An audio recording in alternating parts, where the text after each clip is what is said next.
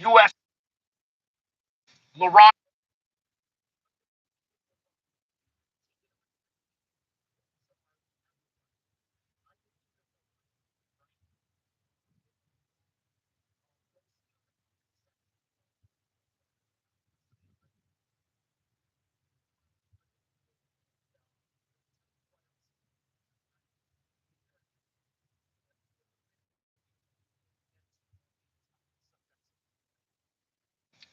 The internet can defeat.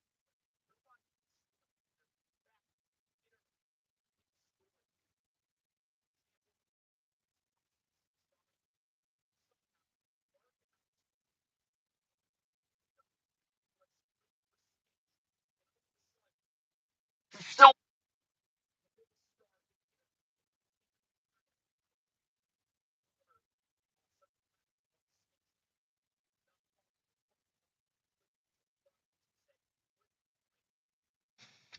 well, in any, there's a lot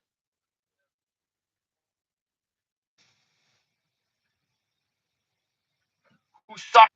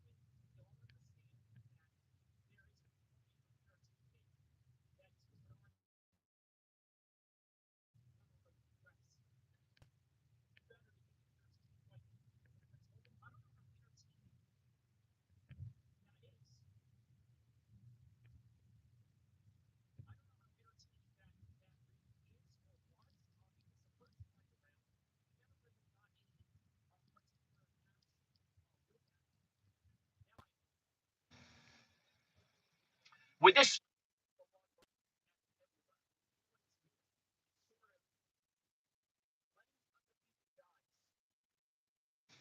uh,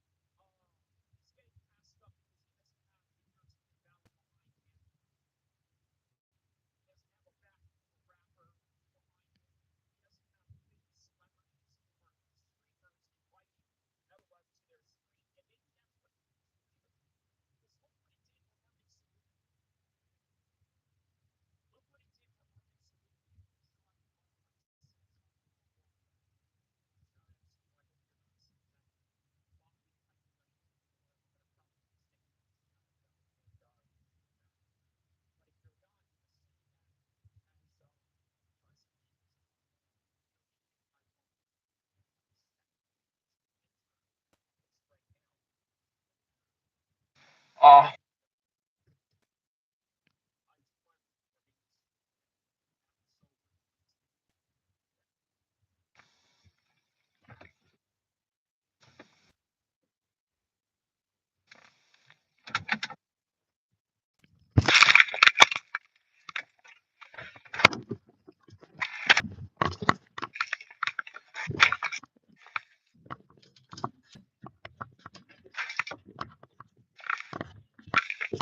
bear with me for a second. I'll be back on video in a second.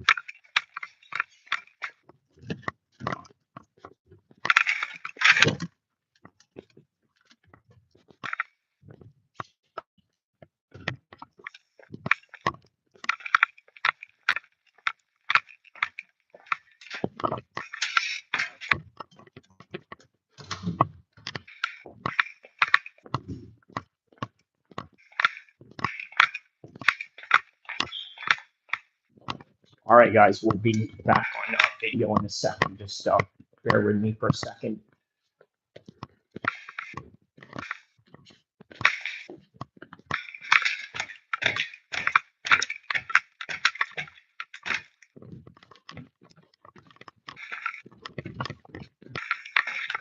All right, guys, we're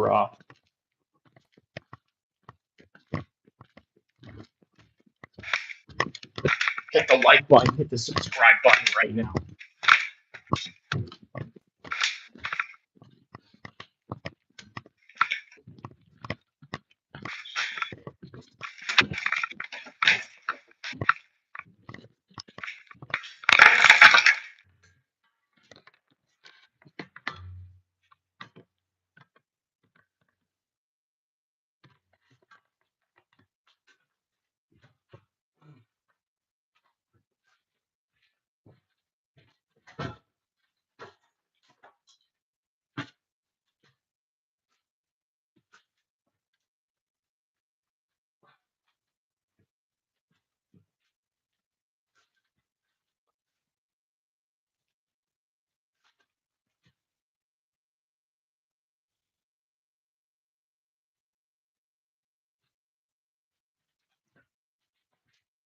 Grab the laptop.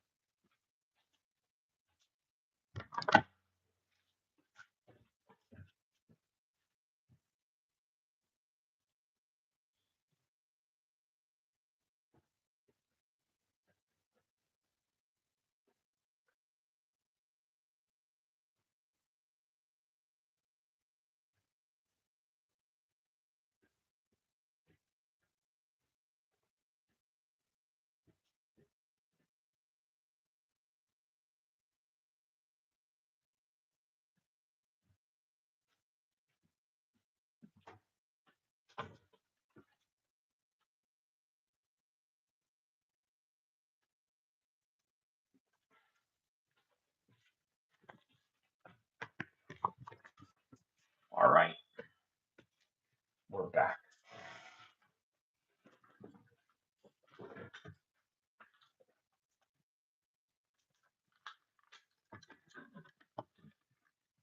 All right, so let's get to the story at hand, right? Joe Rogan backs ice. Let's hear this.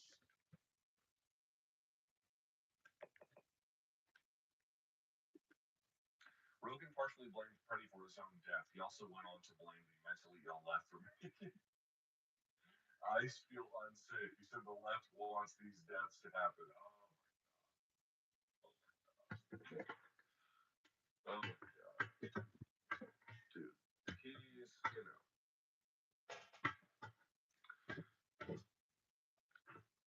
the good part about Joe is I do think that you can see his views and to what extent they change over time, especially now.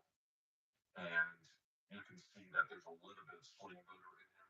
Not more than a little bit, but sometimes a fair amount. I think he is what I would describe as a right-leaning swing voter. Right? That's kind of what he is. And there's a lot of Americans, I think, and they don't have necessarily the exact same politics as his, but that general orientation, kind of right-leaning, but can swing depending on what the situation.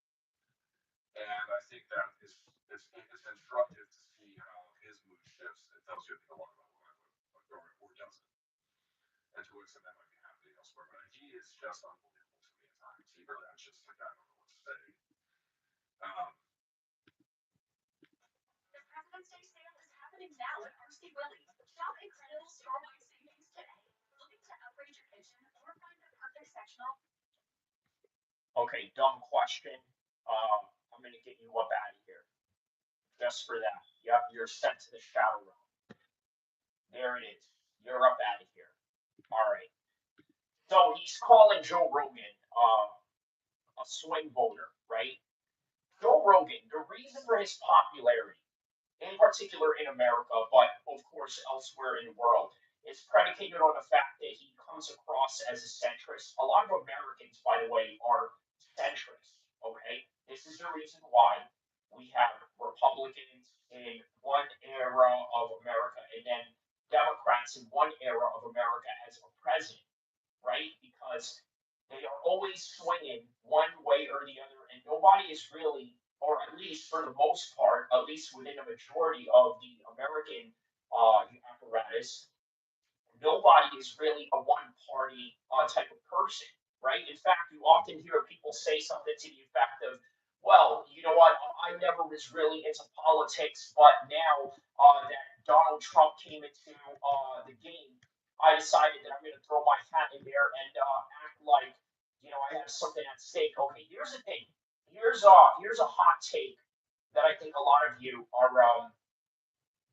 not gonna like to hear. Okay, this is some real stuff that I gotta tell you. Okay, so in regards to all of this Epstein thing going on, right? There's people right now that are very silent about what's going on in the media right now, in particular with the Epstein files being released, right? These people who made their careers out of, let's say, cheerleading Trump have no content to make. Um, by the way, with hours and pages of files. Huh? Isn't that rather odd? Okay. That's why a lot of people are not real conservatives and, quite frankly, have no stake in the game. And look, this is going to sound very elitist or snobbish, but politics is not for everyone. Okay. It's not for everyone. I can understand why the founding fathers of America limited uh, voting to a certain view with stakes on land and, by the way, having a certain minimum of standard education. Okay, it's these guys that you hear that go, well, I wasn't really into politics until Trump got me interested in American racial politics. Plus, I'm a white guy that doesn't know anything but my job and a few football stats. Go Jets, go Giants, go Cowboys. I want to go drink my beer now. Leave me alone.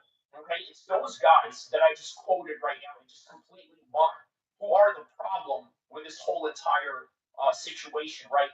This whole on the average guy who doesn't know anything other than Trump doesn't support abortion because I'm Christian like Trump. Yeah, Trump is a Christian. Imagine that, right? And here's the thing, right? Going after Trump, um, yeah, going after Trump is, I mean, you could get you could get ostracized with a certain group. right? If you go after Trump, like they'll call you Trump derangement syndrome. They'll accuse you of, let's say, um, they'll accuse you of, let's say, he says your audio isn't coming through well. Okay. Oh, okay. That's why. Okay, hold on a second here. Okay. Your audio is weird. Okay. How about now? Is it a little bit better now? Let me know. I think what happened was my headphones got Bluetoothed into what happened was my headphones got yeah, it got Bluetoothed into my phone, which is where I'm currently using the live stream for. Okay, so let me go back to what I was saying, right?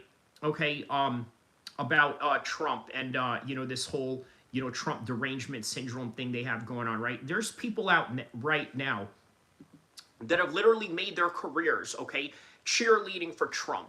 Okay, and they have no content to make right now, and considering that there are hours and pages of files on the Epstein files, isn't that kind of odd, right? That's why there's a lot of people that are not real conservatives, okay, and quite frankly have no stake in the game. Look, this is going to sound very elitist and very snobbish, but I'm going to be honest with you guys. Politics is not for everyone. It's not for everyone. I can understand why the founding fathers of America limited voting to a certain few with stakes on land and minimum standard of education. Now, that's controversial to say. Let me say that again. This is going to sound very elitist and snobbish, but politics is not for everyone. The founding fathers made politics and the participation of politics for people who have stakes in the game or have a minimum of standard education, okay?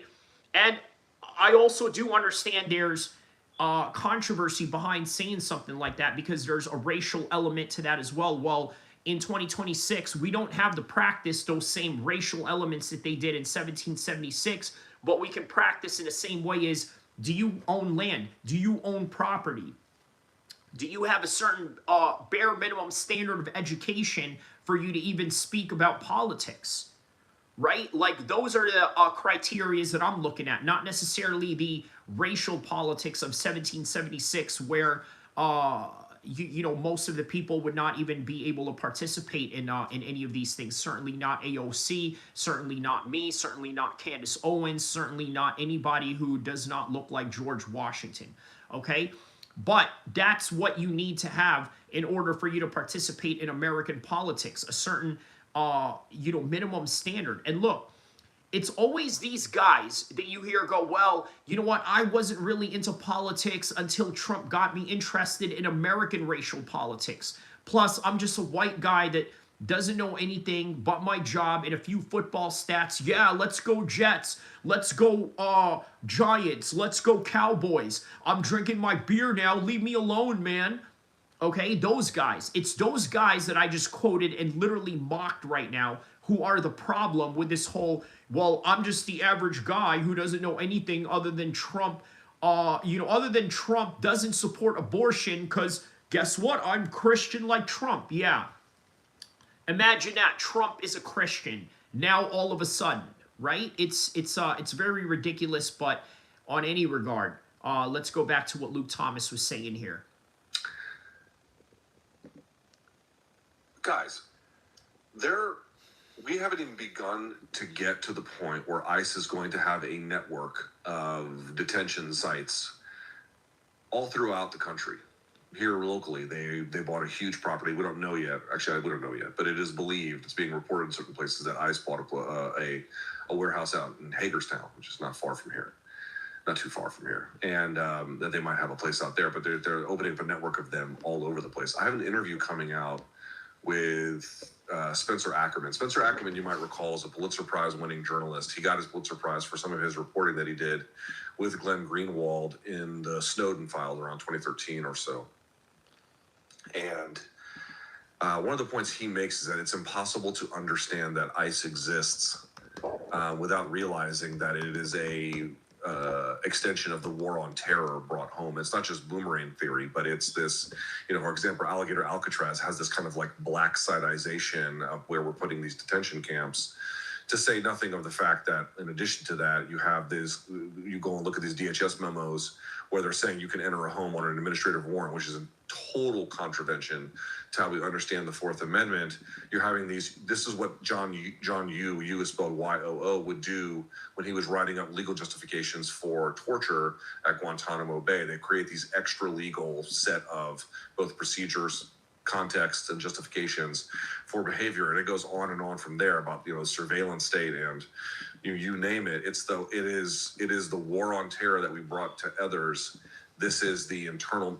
There's many versions of it, but this is one internal manifestation of it. This is why they are lawless. This is why that other Republican appointed judges there was. So I'll tell you what, right? I never thought that I would see the war on terror play out in American soil, right? In a way it is. A lot of people don't like to admit that, but it is. You need to understand America is broke right now, okay? And one of the reasons why they are broke is because, well, one can argue that they've allowed a lot of people in here who didn't deserve to be in here due to the lack of papers or just, look, a nation, I know this sounds very controversial, but a nation, has the right to ask who they want in their country, okay? They have every right to do that. He says, what's going on? Unc, shout out to you, Soups. Let me know what part of the United States you are from. I do remember you in here, but I forgot where you're from. Remind me again, please. One this weekend who had noted that he could count, just on his recollection alone, or his documentation alone, I should say, he found 100 instances of ICE disobeying a court order. There's another reporter, Kyle Chesney, who has found 2,400 instances of judicial repudiation, either ignoring a court order or some other kind of related factor. 2,400 of them in a year. To say nothing of the fact that they shipped this 5-year-old American citizen to Honduras without permission, to say nothing of the fact that they're pulling apart families, to say nothing of the fact that they're killing American citizens, to say nothing of the fact that even if they weren't doing any of those things, this lunatic idea that the problem that America has is that it has too many immigrants, because it's not just illegal, right? They're going after H-1B, the notion of immigration, all of the various protections from asylum, you name it. If they're going after immigrants broadly. That is what is happening here. It's not just criminals and thugs who are illegals. It's broadly. It's an attack on immigration. And it's an attack on immigration because it is an attempt at ethnography. It is an attempt at creating an ethno-state. That is what that's what this product is. When you understand all of that, the idea that someone could come to you and be like, what the left really wants are people being murdered in the street. I mean, yes, are there some people who are so far into some level of, whatever you want to call it, craziness, activism, some combination of the two, that, they're accelerationists on their own? Yeah, of course. I mean, this is the reality of any kind of modern political ideology, or, well, not any political ideology, but movement. Fringes are always going to have that. But if we're not talking about what's actually powering this, and your conclusion that you come to is, to read your question again, the left wants these deaths to happen, and that is the mentally ill left. It takes mental illness to not understand what's actually happening. It takes concerted efforts at not learning to not understand what's happening. It takes concerted effort to be resistant to the evidence in front of one's eyes to order to come to these conclusions. And so blaming these outside parties that are ideologically opposed, even though dude, just ask yourself, if ICE was doing something that was anathema to the right, let's make something up. You could relate to COVID protocol, abortion rights, you name it. And they were doing these kinds of things where they were having standoff with right-wing protesters who were armed and then fucking killing them. What do you think Joe Rogan would say? What do you think he would say? Do you think he would say that the left was, it was the mentally ill right? That's really the problem here. Do you think he would say that? I don't think he would say that. Now, here's the thing, right? I don't think that Joe Rogan would say that either, right? I don't think that Joe Rogan would say, oh, this is the mentally ill right, or but he would call out right-wing guys, though, if it came down to it, right? I mean, obviously, there's certain there are certain ICE incidents where he doesn't support. I don't think that he supported the Renee Good situation, but with Alex Pretty, he believed that he vehemently deserved it, right? Because of the circumstances that were involved and whatever opinion he may have on that particular matter. I don't think he would say that at all. And you know he wouldn't say that.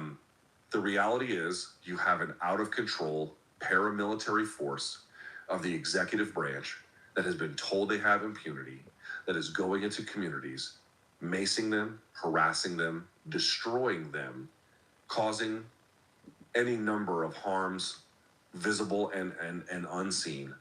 People hate it. That's the obvious reality of it. And, you know, the best that Rogan can come up with is that it's chaos and that the left likes this. These are just not opinions you ever have to take seriously. I know his audience is larger than mine will ever be. I grant. I understand it. Such is life. But it's just a comically out of touch position. Like, not even close. Comically out of touch. They would never tolerate this if the shoe was on the other foot. That's why, again, going back to Spencer Ackerman, all these people are like, where are the 2A bros? Where are the don't tread on me bros? While jackbooted thugs are out here killing legally armed American citizens. Where are they? Everyone's like, oh, they're hypocrites. No, they're not hypocrites. They believe in the Second Amendment as it applies to their politics. They believe in don't tread on me as it applies to their politics. Now, look, that seems pretty standard, doesn't it? Considering the fact that we are tribal as human beings, and we're going to have certain biasness in us when it comes to analyzing, political events. I do find it really strange that a lot of the people in the right are against Alex Pretty only because he is of a liberal persuasion, right? I find that very interesting. In service of their particular worldview. But if the other side's going to do 2A stuff, no, they're not. Well, now that's a problem, right? The reality is Joe just doesn't have an eye for truth. He is easily fooled. We all get fooled on occasion. He is easily fooled by AI slop. He is easily fooled by manipulative media. He is easily fooled by right-wing media. He's just very easily convinced of things that lack a strong evidentiary basis, and he routinely drinks at that trough, and it leads him to routinely out-of-touch positions as a consequence. I just feel like it's not hard to be skeptical of power, and I can recall a time in my life where Joe Rogan was very skeptical of power, and you saw good evidence for that. And that... Yeah, I was talking about Joe Rogan, yeah. Person no longer appears to be there. He is now exceedingly accommodating of power. And anybody who thinks that they would tolerate this if the shoe was on... So that's an interesting take, right? He says that Joe Rogan leans towards power. Right now, I told you guys that when I heard Joe Rogan a couple of years ago, or a decade ago, right? We're talking about like 10, 12 years ago, maybe even more. It seemed like Joe Rogan was, how do I say this? He was groundbreaking. Joe Rogan was groundbreaking. It felt iconoclastic. Anti-establishment. The first time I heard Linkin Park was in 1998, 1999. They came on a local college radio station in New Jersey, right? And it felt like, wow, we're up on something that not a lot of the world knows about. Now, years later, fast forward, Linkin Park was and is one of the biggest rock bands in the world, right? If not one of the biggest musical acts in the world, not just in the rock genre. But during that time, it felt like we were up on something that nobody else was. When 50 Cent came out on the New York mixtape scene in the early 2000s, and you listened to him, you felt like you were up on something that not a lot of people were up on, right? It felt underground. It felt non-established, non-establishment. That's what Joe Rogan defined himself as in the early 2010s and the mid-2010s. Now, Joe Rogan accommodates to power. He says, oh, yeah, he is. Rogan is an idiot. I can't hardly stand to hear his voice anymore. Well, there you go. On the other foot, there'd be roving fucking bands of people in their trucks with their high-powered rifles with "Don't Tread on Me" flags on their fucking trucks, and they'd be shitting and pissing themselves about what they saw as overreach. Dude, they did worse than this when the government asked them to take medicine so that they would lessen their chance of dying. What do you think they would do if they were getting gunned fucking down? What are you even supposed to say in something like that? Did you see the video that showed Alex Pretty kicking out ICE truck taillights? I did. It's a quick 3-minute video released by the News Movement. What did he expect would happen when you protest like that? I don't know what he would have expected, but I can't speak for him. That's nothing I've ever done, nor do I, kicking the car of a government vehicle. Here's the thing, right? I understand exactly what Alex Preddy did. I don't agree with it. Obviously, you're just asking yourself to be put in serious trouble if you were to do that to a government official's car. But nonetheless, here's what you got to understand. That has nothing to do with the day that he got shot. It has absolutely nothing to do with it. Those are two completely separate incidents. It certainly carries with it a certain set of risks and or challenges, but all of this is immaterial to the moment of him being killed. This is one of the situations where I've seen this like in court cases where they're trying to be like, well, what's admissible evidence and what counts and what matters and what doesn't. What matters is what happened on the day in which he was killed and the circumstances that led up to it. And based on all the available evidence, the killing in that particular case has zero merit. There's zero merit to it. So listen, was he engaging in some, what you might want to consider to be more reckless behavior, hitting cars and stuff like that, or whatever the full extent of it is, whatever you want that to say, like that kind of behavior itself can yield undesirable outcomes. Sure. But as it pertains to the situation that killed him, it has no bearing on it. It has no, because it speaks to like a broader pattern. The broader pattern is irrelevant in that particular moment. In that moment, the present circumstances are what matters. And the present circumstances do not speak to anything that requires us to reevaluate exactly, the killing is now justified because 2 weeks ago he kicked a car. Like, that's not an argument. Exactly. That's the point that, I completely understand that point right there. It's not correlated to each other at all, right? Now, you could probably say that maybe there's a certain aspect of behavior that you can analyze, but, other than that, man, it's not real. It's not a real argument. Unfairly fired. So, going back to this Movsar Evloev, Lerone Murphy fight, right? I like this fight because these are two highly touted prospects that need to fight each other in order to find out who the number one contender is, the real number one contender. Okay, Volkanovski being the prize of that because he is the legendary fighter. So Trump-Epstein connection will force him to go. You know what, man? There is a world where you could see Trump possibly getting impeached, right? And this time he might have done it, but we'll see. Reports that Trump admin agencies are posting content echoing. They're not echoing. They're, in many cases, borrowing them verbatim. Nazi slogans, fash wave imagery, and remigration rhetoric. Guys, this is not in any way an exaggeration. What I'm telling you is not, you please double check this. Triple, quadruple check it as many times as you need to see about whether you think I am right or not. The United States government social media accounts, particularly those involved with the Department of Homeland Security, are routinely focusing and posting content that, to this person's point, includes words and concepts that were just 5-10 years ago the exclusive province of white nationalists. And I don't mean that in any kind of like, I'm just, we're just accusing everyone of racism. No. Remigration is an idea that is rooted very clearly in white nationalist history in this country, Christian nationalism in particular as well.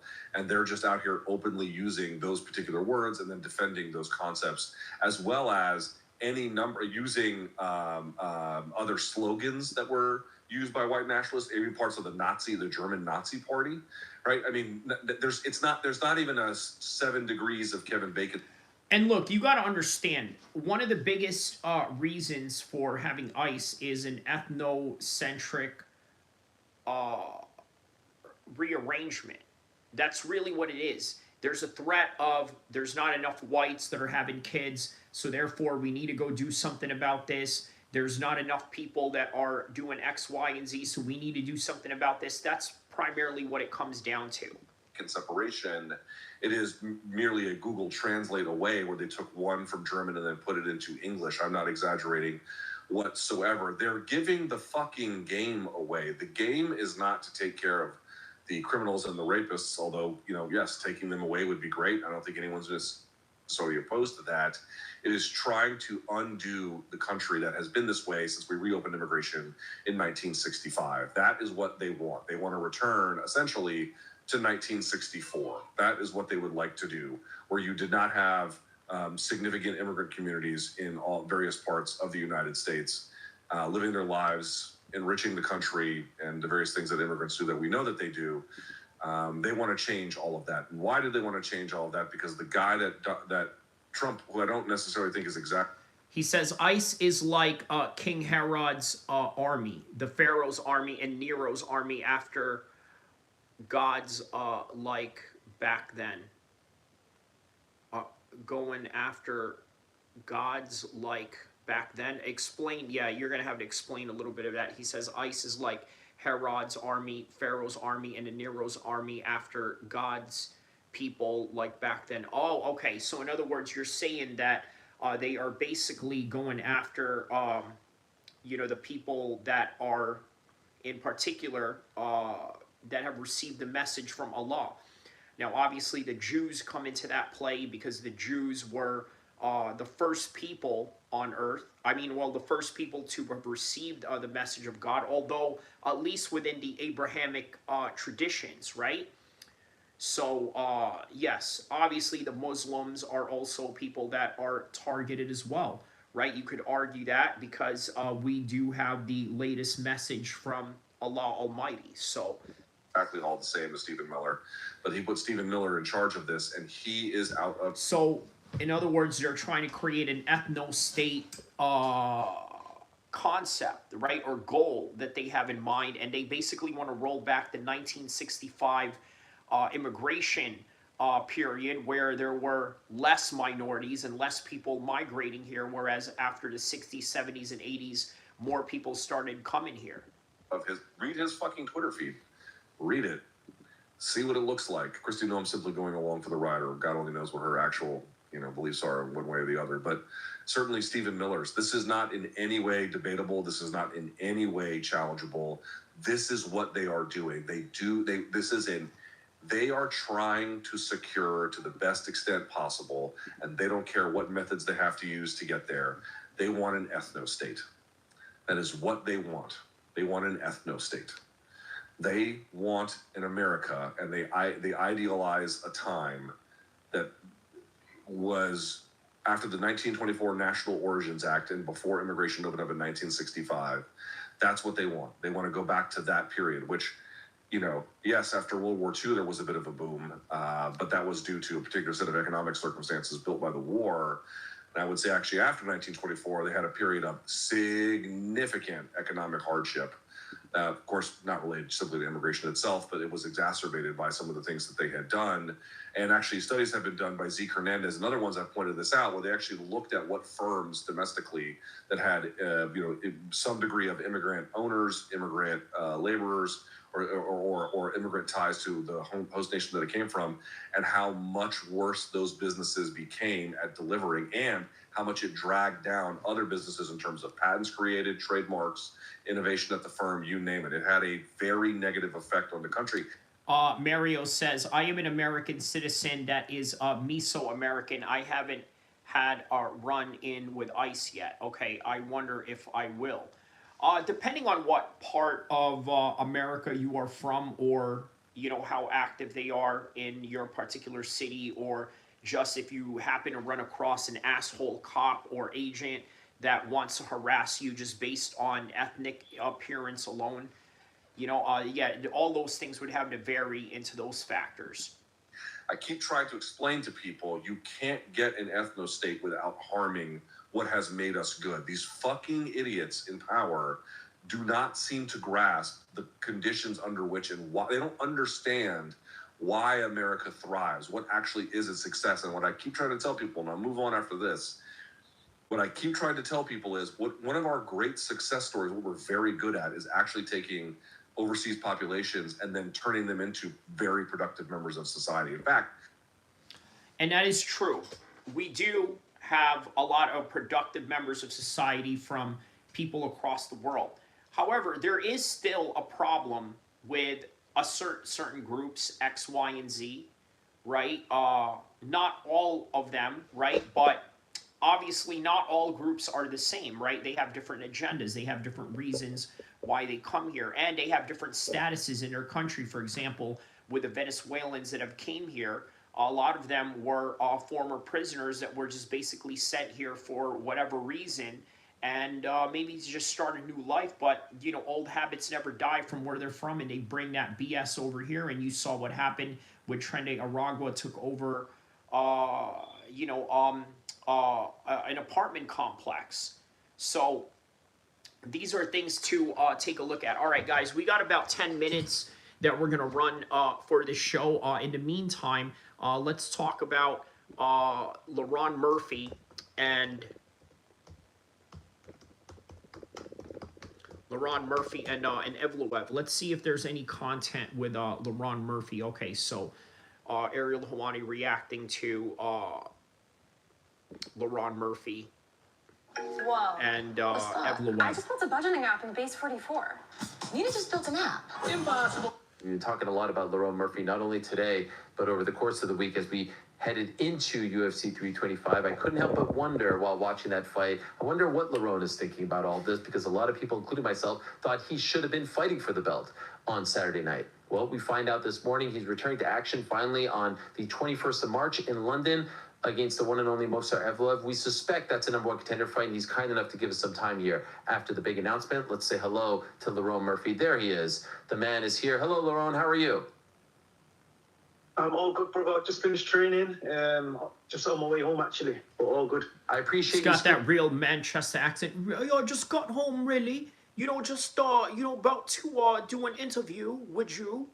It's like this. Yeah, it's a certain acquired accent. Using a sin. I know I caught you in between sessions there, so thank you so much. Won't keep you too long. First, can we go in chronological order? Did you watch the main event on Saturday, or maybe Sunday over in the UK? And if so, what did you think of the fight? What were you thinking as you were watching Volk do that again to Diego Lopez?